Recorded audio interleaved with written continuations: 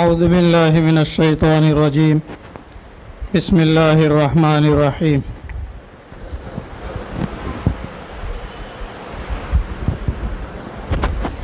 يا بني إسرائيل اذكروا نعمتي التي أنعمت عليكم وأوفوا بعهدي أوف بعهدكم وإياي فارهبون وآمنوا بما أنزلت مصدقا لما معكم ولا تكونوا أول كافر به ولا تشتروا بآياتي ثمنا قليلا وإياي فاتقون ولا تلبسوا الحق بالباطل وتكتموا الحق وأنتم تعلمون وأقيموا الصلاة وآتوا الزكاة واركعوا مع الراكعين أتأمرون الناس بالبر وتنسون أنفسكم وأنتم تتلون الكتاب أفلا تعقلون واستعينوا بالصبر والصلاة وإنها لكبيرة إلا على الخاشعين الذين يظنون أنهم ملاقو ربهم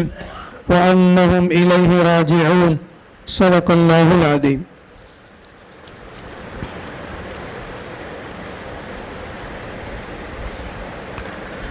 اللہ تبارک و تعالیٰ نے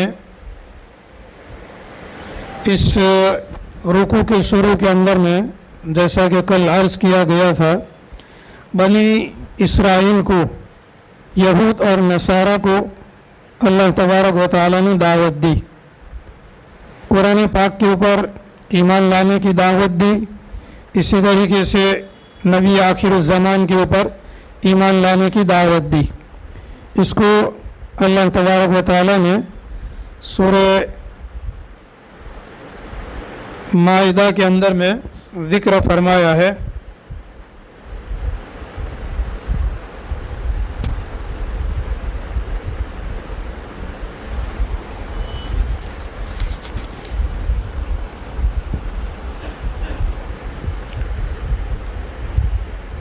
وَلَقَدْ أَخَذَ اللَّهُ مِيثَاقَ بَنِي اسرائیل، البتہ تحقیق کہ اللہ تبارک و تعالیٰ نے بنی اسرائیل سے پکا وعدہ لیا۔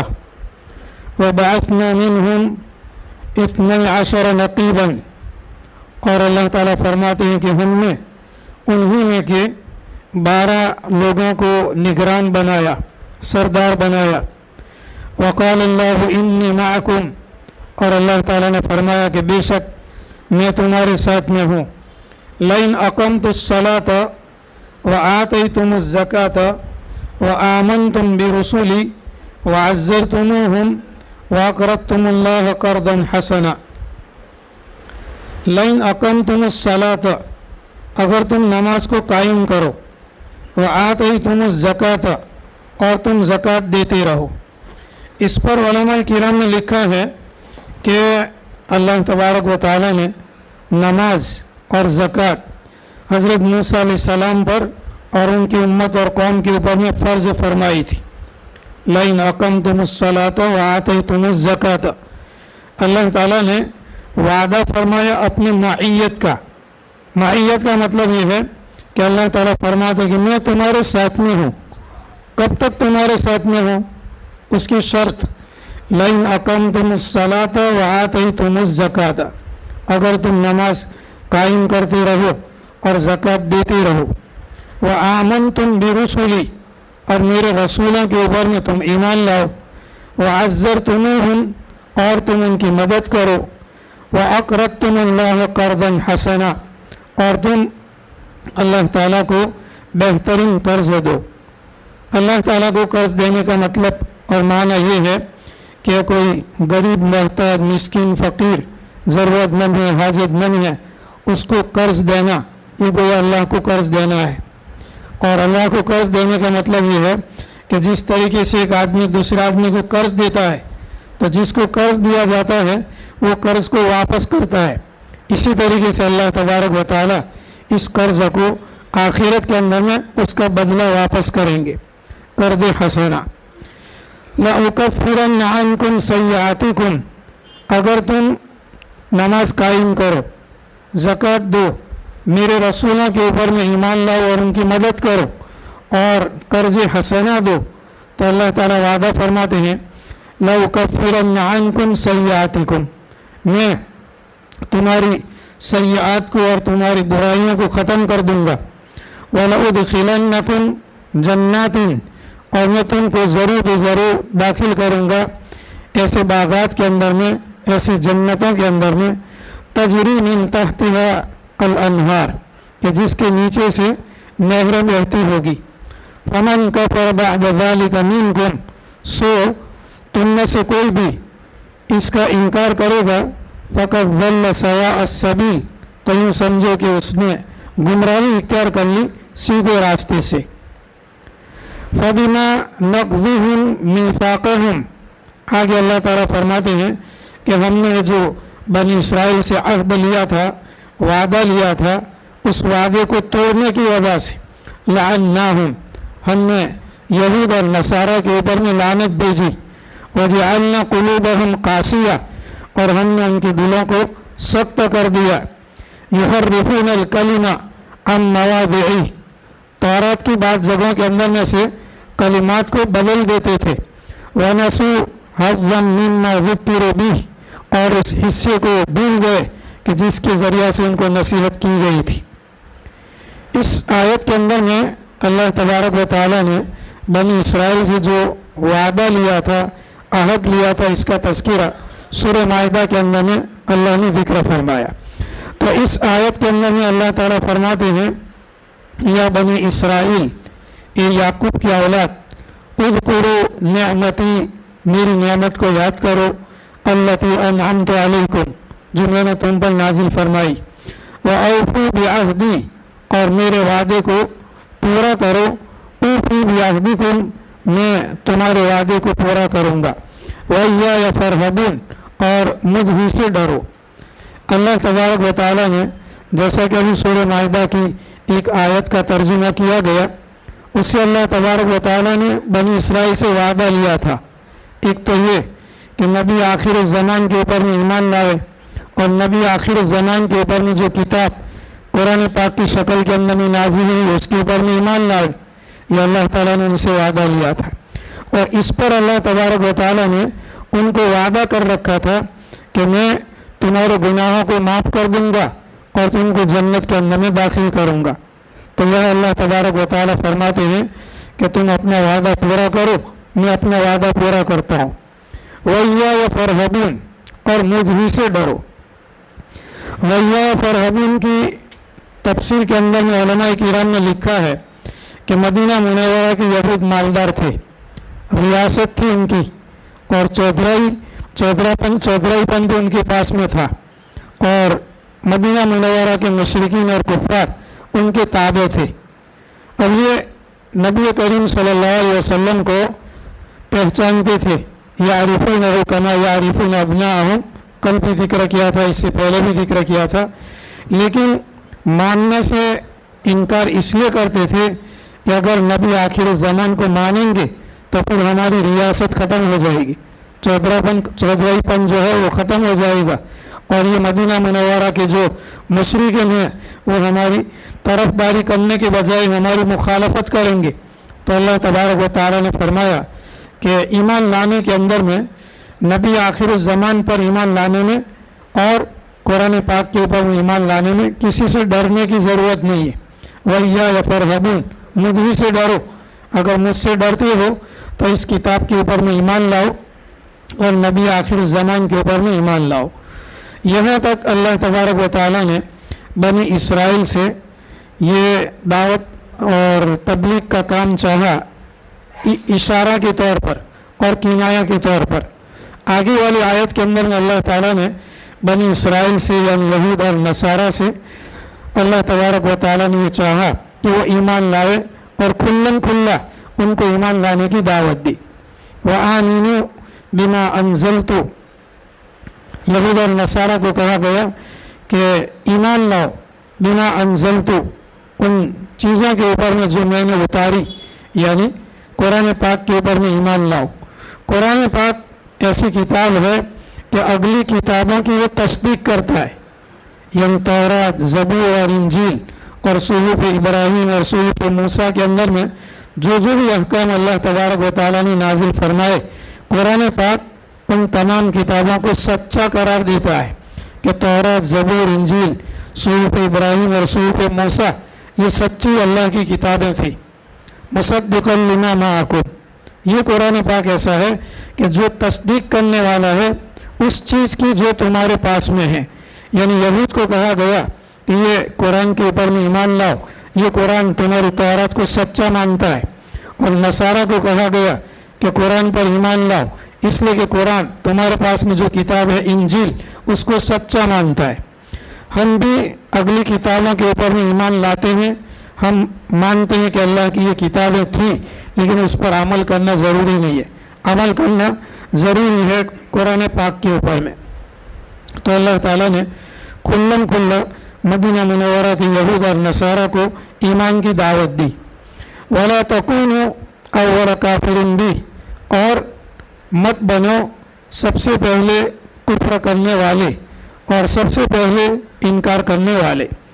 यहाँ मदीना मुनव्वरा के अंदर में अगर यहूद और नसारा अगर मान ले, ईमान ले आवे, तो मक्का के मदीना मुनव्वरा के मुशरिकीन और कुफ़ार और मक्का मुकर्रमा के मुशरिकीन और कुफ़ार ये भी ईमान ले आवे, इसलिए कि वो अहले किताब समझते थे और उनको जानने वाला समझते थे और अपने आप को जाहिल समझते थे। और अगर मदीना मुनव्वरा के यहूद और नसारा ये अगर नबी करीम सल्लल्लाहु अलैहि वसल्लम का इनकार करें या कुरान पाक का इनकार करें, तो अल्लाह तबारक व तआला फरमाते हैं कि अगर तुम इनकार करोगे और कुफ्र करोगे तो सबसे पहले इनकार करने वाले और सबसे पहले कुफ्र करने वाले तुम बनोगे। उसके बाद तुम्हारी देखा देखी मदीना मुनव्वरा के मुशरिकीन और कुफ़ार ये भी इनकार करेंगे, कुफ्र करेंगे, और मक्का मुकर्रमा के मुशरिकीन और कुफ़ार ये भी इनकार करेंगे, कुफ्र करेंगे। इसलिए इनको दावत दी वला तकूनु अव्वल काफिरिन भी, और सबसे पहले कुफ्र करने वाले मत बनो। वला तश्तरू बिआयाती समनन कलीला, और मत खरीदो मेरी आयतों के बदले में मामूली दाम या मामूली कीमत मत खरीदो। वइय्या फत्तकुन, और मुझ ही से डरो। इस आयत की तफसीर के अंदर में लिखा है कि उलमा यहूद ये तौरात की बातों को बदल देते थे, अहकाम को बदल देते थे। मालदार आदमी अगर कोई मसला पूछता तो उसकी फेवर के अंदर में और उसकी मुवाफकत के अंदर में मसला बता देते, सही मसला जो होता है वो न बताते, छुपाते। और अगर कोई गरीब आदमी मसला पूछता तो सच्चा मसला बताता। मिसाल के तौर पर अगर रज्म करने की बात है या कूड़े मारने की बात है, अगर कोई मालदार आदमी पूछता तो उसको और बात बता देते कि इतना फिदिया दे दो, इतना हदिया दे दो, इतना सदका कर दो, तुम्हारा गुनाह माफ़ हो जाएगा। और अगर कोई गरीब आदमी पूछता तो फिर उसको सच्ची बात बताते। तो ये तहरीफ करते थे। उलमा ने और मुफस्सिरीन ने लिखा है कि यहूद के दो काम थे। एक काम था सच्ची बातों को छुपाना, अगर हो सकता था तो तौरात की बातों को छुपा देते थे, लेकिन जहाँ नहीं बन सकता, छुपा नहीं सकते थे, तो वहाँ पर खलत मलत कर देते। कुरान तौरात के अंदर में अहकाम को आगे पीछे कर देते थे, उसके अंदर में मिलावट कर देते थे। ये दो चीज़ें थी जो यहूद के अंदर में पाई जाती थी। तो अल्लाह तबारक व तआला ने आगे वाली आयत के अंदर में इसका भी इनकार किया, मना फरमाया वला तलबिसुल हक़्क़ बिल बातिल, कि हक़ को बातिल के साथ में मत मिलाओ। व तक्तुमुल हक़्क़, और हक़ को मत छुपाओ। वअंतुम तालमून, जबकि तुम जानते हो। उलमाए यहूद जो थे वो अक्सर फासिकीन थे। कुरान पाक ने कहा कि अक्सरुहुमुल फासिकून, उनके उलमा अक्सर फासिकीन थे। रुपया पैसा लेकर के तौरात के अहकाम को बदल देते थे। अल्लाह तबारक व तआला ने मना फरमाया वला तश्तरू बिआयाती समनन कलीला, कि मेरी आयतों को मामूली दाम के अंदर में मत बेचो। एक लतीफ़ा है जो जिसका ताल्लुक़ कोई तफसीर वगैरह से नहीं है, अभी ज़हन के अंदर में आया। इसमें है वला तश्तरू बिआयाती समनन कलीला, मेरी आयतों को मामूली दाम के अंदर में मत बेचो। आयतों को मामूली रुपये पैसे के बदले के अंदर में मत बेचो। बहुत पुराने ज़माने की बात है, तकरीबन 2000 से पहले की बात है, 24-25 साल पहले की बात है। पंजाब के एक मौलाना थे, उन्होंने एक तावीज़ बनाया उस ज़माने के अंदर में और कहा कि तावीज़ के 1000 रुपये लूँगा। उस ज़माने में, आज से 24-25 साल पहले की बात करता हूँ, 1000 रुपये लूँगा। तो सामने वाले ने कहा कि कुरान पाक तो इनकार करता है, वला तश्तरू बि आयाति समनन कलीला, मेरी आयतों को मामूली रुपये पैसे के अंदर में मत बेचो। कुरान तो ऐसा कहता है कि इसीलिए तो 1000 लेता हूँ, इसीलिए कम नहीं लेता, 5, 10, 15, 20 रुपये नहीं लेता, इसीलिए तो 1000 लेता हूँ। ये लतीफ़ा था, वला तश्तरू बि आयाति समनन कलीला वइय्या फत्तकून वला तलबिसुल हक़्क़ बिल बातिल, हक़ को बातिल के साथ में मत मिलाओ। वतक्तुमुल हक़्क़, तुम हक़ को छुपाते हो। वअंतुम तालमून, और तुम जानते हो। वअक़ीमुस सलात वआतुज़ ज़कात वरकऊ मअर राकिईन, और नमाज कायम करो, ज़कात देते रहो और रुकू करो रुकू करने वालों के साथ। इस आयत की तफसीर के अंदर में मुफस्सिर ने लिखा है कि नमाज और ज़कात ये अंबिया बनी इसराइल के ऊपर में भी थी। मूसा अलैहिस्सलाम के ज़माने के अंदर में भी नमाज फ़र्ज़ थी और ज़कात फ़र्ज़ थी। वह अक़ीमुस सलात, नमाज कायम करो, वह आतुज़ ज़कात, और ज़कात देते रहो, वरकऊ मअर राकिईन, और रुकू करो रुकू करने वालों के साथ। इस पर उलमाए किराम ने लिखा है कि हज़रत मूसा अलैहिस्सलाम के ज़माने के अंदर में जो नमाज थी, ये नमाज ऐसी थी कि जिसके अंदर में रुकू नहीं था। जैसे हम क़ियाम करते हैं, खड़े होकर के क़िरात करते हैं, उसके बाद में रुकू में जाते हैं, फिर खड़े होते हैं, फिर सजदे में जाते हैं। तो बनी इसराइल के अंदर और हज़रत मूसा अलैहिस्सलाम के ज़माने में जो नमाज फ़र्ज़ थी, उस नमाज के अंदर में रुकू नहीं था, क़ियाम था। आदमी क़ियाम की हालत के अंदर में क़िरात करे और डायरेक्ट सीधा जो है सजदे के अंदर में चला जाए, रुकू नहीं था। तो यहूद नमाज पढ़ते थे लेकिन उनकी नमाज के अंदर में रुकू नहीं था। इसी तरीके से उनके यहाँ जमात के साथ नमाज पढ़ने का हुक्म नहीं था। यहूद मूसा अलैहिस्सलाम के ज़माने के अंदर में नमाज के अंदर में रुकू नहीं था और नमाज को जमात के साथ में अदा करना ज़रूरी नहीं था। तो अल्लाह तबारक व तआला ने अब इनको 2 बातें बयान फरमाई कि तुम नमाज तो पढ़ते हो लेकिन बगैर रुकू वाली पढ़ते हो। अब रुकू वाली नमाज पढ़ो मुसलमानों के साथ, और तुम जमात के साथ नमाज अदा नहीं करते, अब तुम जमात के साथ में नमाज पढ़ो। वअक़ीमुस सलात, और नमाज को कायम करो। वआतुज़ ज़कात, और ज़कात को देते रहो। वरकऊ मअर राकिईन, और रुकू करो रुकू करने वालों के साथ। इस पर उलमाए किराम ने एक बात ये लिखी है कि हमारी शरीयत के अंदर में और भी अहकाम हैं, नमाज, ज़कात, इसके अलावा रोज़ा है, इसके अलावा हज है, उम्रा है, दूसरी भी चीज़ें हैं, माली इबादतें भी है, बदनी इबादतें भी और भी है। तो उलमा ने लिखा है कि बदनी इबादतों के अंदर में सबसे अहम इबादत जो नमाज है, इसको अल्लाह तबारक व तआला ने यहाँ पर जिक्र फरमा दिया, वअक़ीमुस सलात। और माली इबादतों के अंदर में सबसे अहम इबादत ये ज़कात है, इसको अल्लाह तबारक व तआला ने जिक्र फरमाया। तो बदनी इबादतों के अंदर में से नमाज को जिक्र फरमाकर और माली इबादतों के अंदर में से ज़कात को जिक्र फरमाकर अल्लाह तबारक व तआला ने इशारा फरमा दिया कि इसके अलावा जितनी भी बदनी इबादतें हैं वो भी करो और माली इबादतें हैं वो भी करो। वरकऊ मअर राकिईन, और रुकू करो रुकू करने वालों के साथ। इसके बाद में यहूद को अब डांटा जाता है। यहूद हमेशा अच्छी बातों का हुक्म करते लेकिन खुद उसके ऊपर में अमल नहीं करते। तो अल्लाह ताला ने उनको डांटा, यहूद को, अतअमुरुना अन्नास बिल बिर्रि व तंसौना अनफुसकुम व अंतुम ततलूनल किताब, क्या तुम हुक्म करते हो लोगों को नेकी का। बिर नेकी को कहते हैं, भलाई को कहते हैं। जैसे चौथे पारे के शुरू के अंदर में भी है, लन तनालुल बिर्र हत्ता तुनफिकू मिम्मा तुहिब्बून, लन तनालुल बिर्र, तुम नेकी को नहीं पाओगे यहाँ तक कि तुम अपनी महबूब चीज़ को खर्च कर डालो।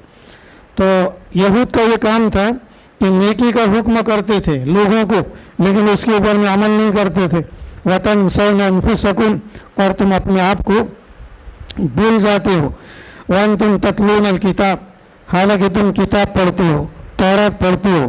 تورات کے اندر میں جو نیکی کے کام تھے وہ خود نہیں کرتے تھے اور دوسرے لوگوں کو حکم دیتے تھے. افلا تعقلون، کیا تم سمجھتے نہیں ہو؟ اب یہاں پر ایک بات یہ ہے، پہلے بھی ایک مرتبہ عرض کیا تھا کہ خصوص مورد کا اعتبار نہیں ہوتا، عمومی الفاظ کا اعتبار ہوتا ہے. یہ مفسرین کے یہ اصول ہے، قاعدہ ہے یہ، کہ یہ آیت کیوں نازل ہوئی، کس کے بارے میں نازل ہوئی، اس کا اعتبار نہیں ہوتا. اب یہ قرآن پاک کے الفاظ کیا ہیں، وہ کیا کہتے ہیں، اس کا معنی اور مطلب اور اس کا حکم کیا ہے، یہ سب کے لیے ہے. تو اگرچہ یہ آیت بنی اسرائیل کے لیے تھی، أَتَأْمُرُونَ النَّاسَ بِالْبِرِّ وَتَنْسَوْنَ أَنفُسَكُمْ وَأَنْتُمْ تَتْلُونَ الْكِتَابَ أَفَلَا تَعْقِلُونَ، لیکن یہ آیت آج ہم کو بھی کہتی ہے، ہم کو خود اللہ تعالیٰ فرماتے ہیں کہ تم لوگوں کو حکم دیتے ہو نیکی کا، وَتَنْسَوْنَ أَنفُسَكُمْ، اور اپنے آپ کو بھول جاتے ہو.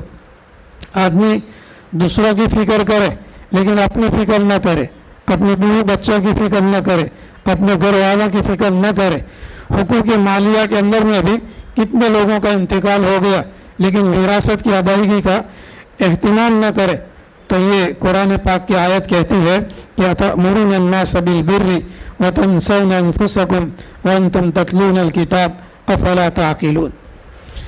اس کے بعد میں یہود اور نصارہ کے اندر میں عمومی طور پر دو باتیں پائی جاتی تھی، اور ان دو باتوں کی وجہ سے ان کے دل و دماغ کے اندر میں حسد پیدا ہو گیا تھا.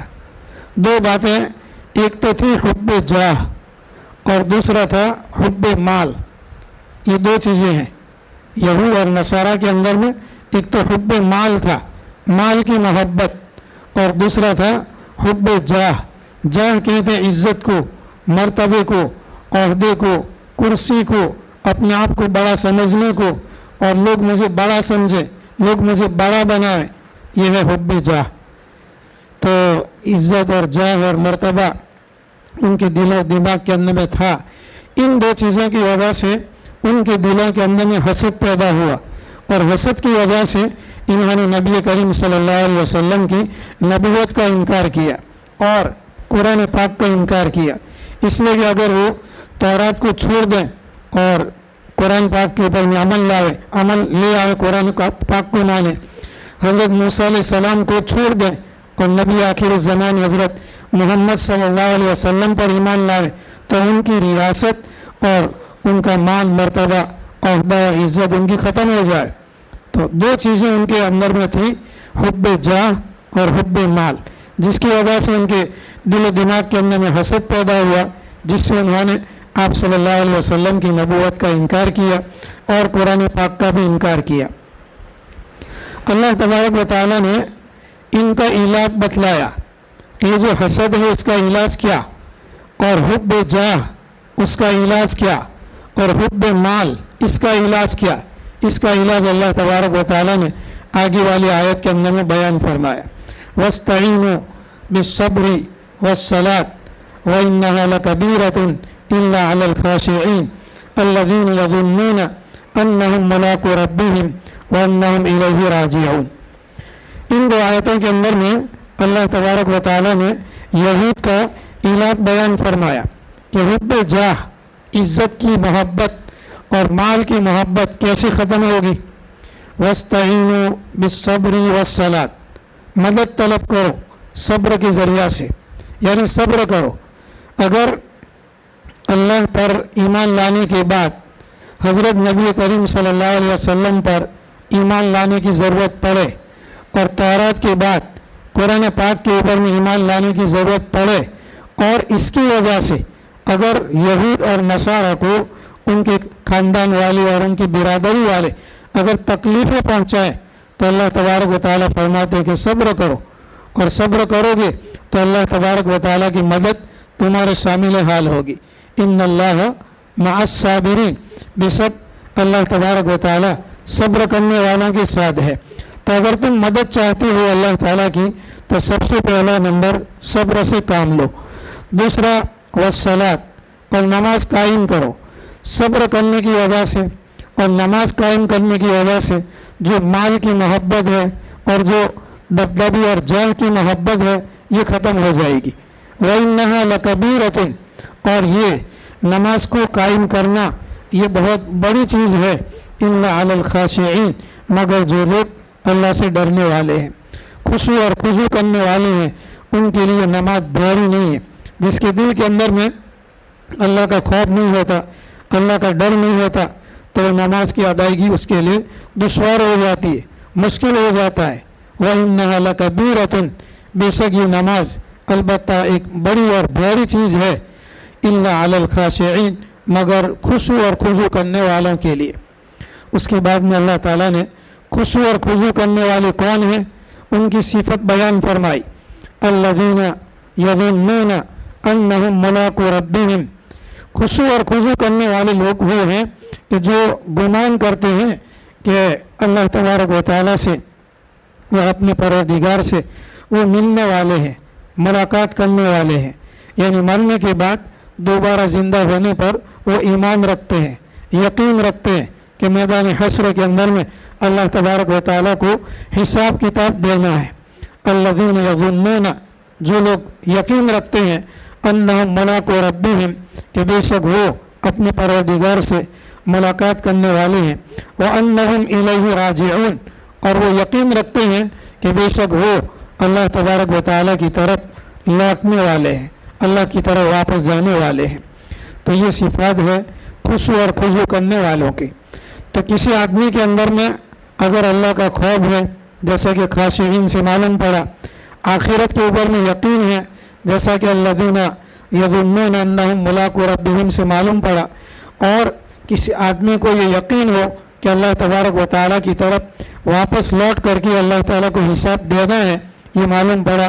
وَأَنَّهُمْ إِلَيْهِ راجعون سے، اور آدمی نماز کو قائم کرے اور آدمی صبر کو قائم کرے. تو یہ جو دو بیماریاں یہود کے اندر میں جو تھی، حب جاہ کی اور حب مال کی، یہ اللہ تبارک و تعالیٰ فرماتے ہیں کہ یہ دونوں چیزیں ختم ہو جائے گی. ان دونوں چیزوں کے ختم ہونے کی وجہ سے حسد ختم ہو جائے گا، اور حسد ختم ہو جانے کی وجہ سے یہود کے لیے نبی آخر الزمان پر ایمان لانا یہ آسان ہو جائے گا. اگر یہ مدینہ منورہ کے یہود ایمان لاوے تو پھر مدینہ منورہ کے مشرکین اور کفار یہ بھی ایمان لے آئیں گے، اور ان کو دیکھ کر کے مکہ کے مشرکین اور کفار بھی ایمان لے آئیں گے. فتح مکہ کے بعد میں مکہ مکرمہ کے اطراف کے اندر میں جو بھی قبیلے اور خاندان تھے جو چپکے سے مسلمان ہو گئے تھے، لیکن اپنے آپ کو مسلمان ہونے کو ظاہر کرنا پسند نہیں کرتے تھے مکہ والوں کے ڈر کی وجہ سے اور مکہ والوں کے خوف کی وجہ سے.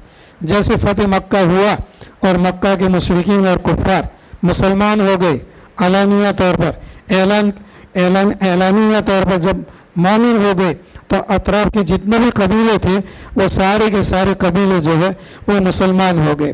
تو یہاں پر اللہ تبارک و تعالیٰ نے شروع کے اندر میں دعوت دی تھی یہود کو اور نصارہ کو ایمان لانے کی.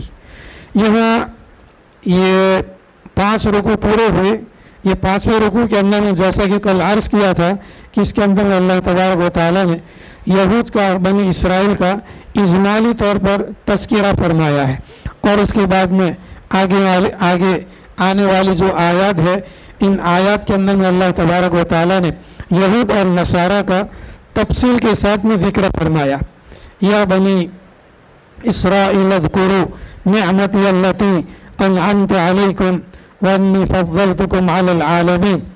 اے بنی اسرائیل، اے یعقوب کی اولاد، اے یعقوب کے بیٹو، اذکروا، ذکر کرو، یاد کرو، نعمتی، میری وہ نعمت، التی انعمت علیکم، جو میں نے تم پر نازل فرمائی، وانی فضلتکم علی العالمین، اور بے شک میں نے تم کو فضیلت دے رکھی ہے، برتری دے رکھی ہے تمام جہان والوں پر.